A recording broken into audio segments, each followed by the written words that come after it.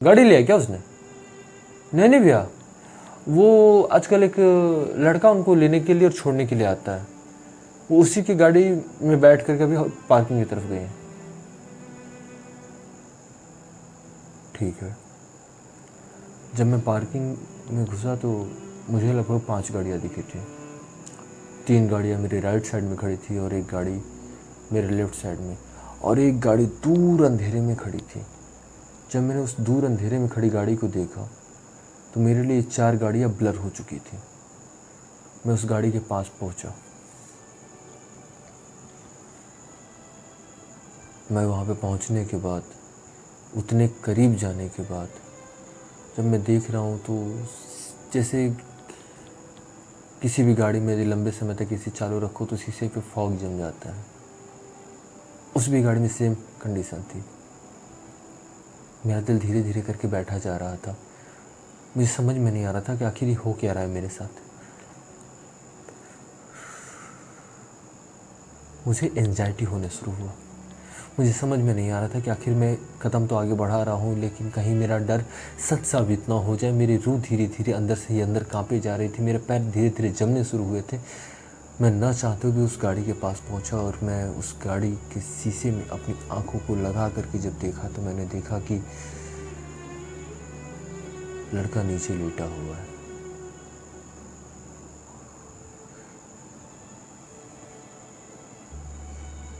और उसके ऊपर मेरी बंदी, वो बिना कपड़ों के।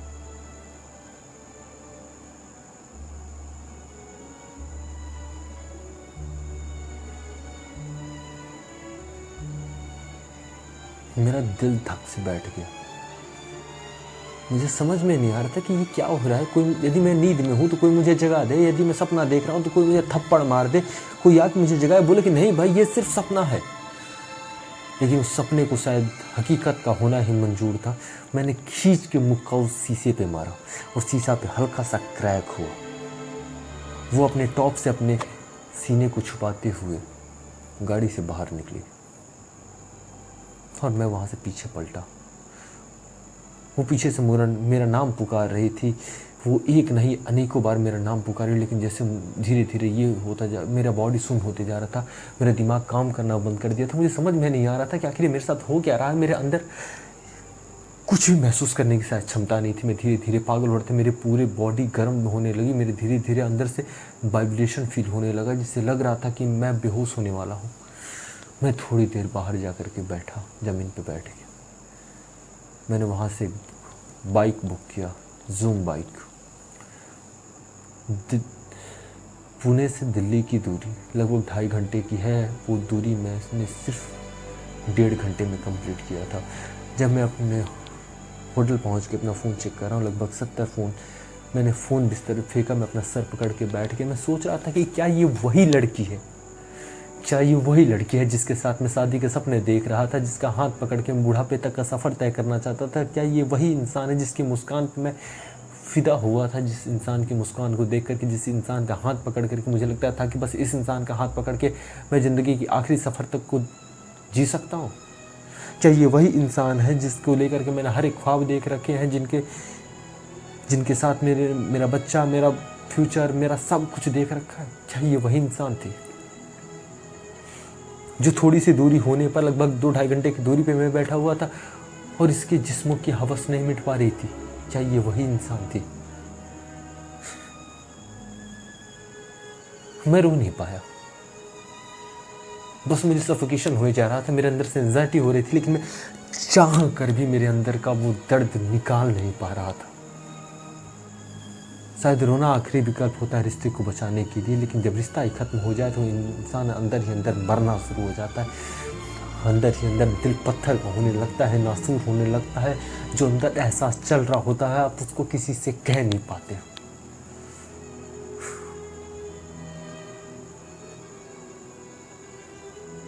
मेरे दोस्त तो दुनिया का पहला ऐसा इंसान है जिससे मैं कहानी बता रहा हूँ। तुम्हारे अलावा शायद ही किसी को ये पूरी कहानी पता है। मैंने उस लड़की को दोबारा पलट के कभी नहीं देखा। उसका मुझे 70 मिस कॉल आया था। मेरे अंदर हिम्मत ही नहीं हुआ कि मैं उससे बात करूं। मैं क्या बात करूं?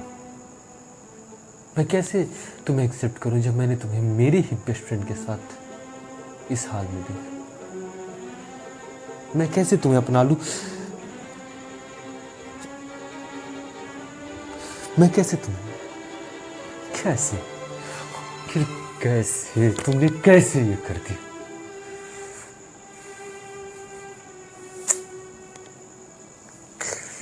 मैं वहाँ से उठ करके अपने शहर आया।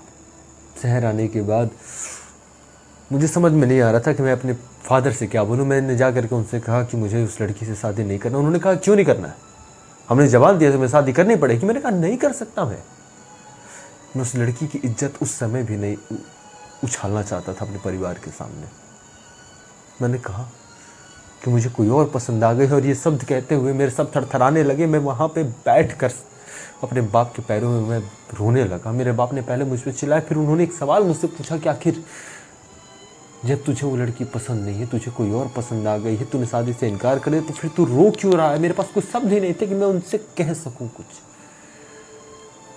शायद कहीं ना कहीं मेरे बाप को भी ये बात समझ में आ गई थी। कहीं ना कहीं उनको ये एहसास हो गया था कि बात सिर्फ उतनी सी नहीं है जितनी सी दिख रही है। उसके बाद मेरे फादर ने कभी दोबारा उस मुद्दे को मेरे सामने छेड़ा ही नहीं। एक दिन ऐसे ही मैं बाज़ार करने के लिए गया हुआ था, वहाँ पे मुझे उसके फादर मिले। उन्होंने कहा कि आई एम सॉरी बेटा, आई नो मैं तुम्हारे दर्द को कम नहीं कर सकता हूँ, लेकिन मुझे सच में कुछ नहीं पता था कि वो ऐसा कुछ डिसीजन ले लेगी। उसने जो किया है उसके लिए मैं तुमसे माफ़ी चाहता हूँ। मैंने कहा कि क्या किया उसने, क्या बताया उसने आपको? तो उसके फादर ने कहा कि उसने सिर्फ इतना कहा कि मुझे उसके साथ नहीं रहना, मैंने उससे ब्रेकअप कर लिया। मैं सच कहूँ तो मुझे उसके बाप से भी ये बताना सही नहीं लगा कि आपकी लड़की ने मेरे साथ क्या कुछ किया है। आपकी बेटी ने मुझे जीते जी मार दिया। ये बात कहने की मेरे अंदर हिम्मत नहीं है।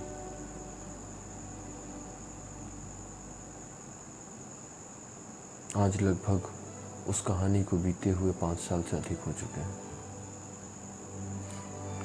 मैं धीरे धीरे करके मैं उस इंसान को भूलता जा रहा हूँ।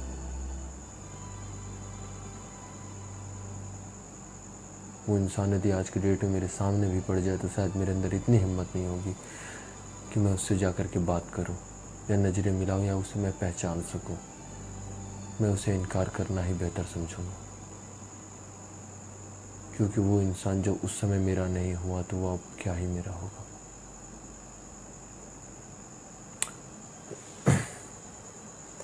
ये कहानी हमें एक हमारे बहुत ही बेहतरीन दोस्त हैं, मेरे भाई हैं, उन्होंने अपनी कहानी मुझे सुनाई, और उन्होंने मुझसे कहा कि भाई मैं चाहता हूँ कि तुम मेरी कहानी को अपनी आवाज़ दो।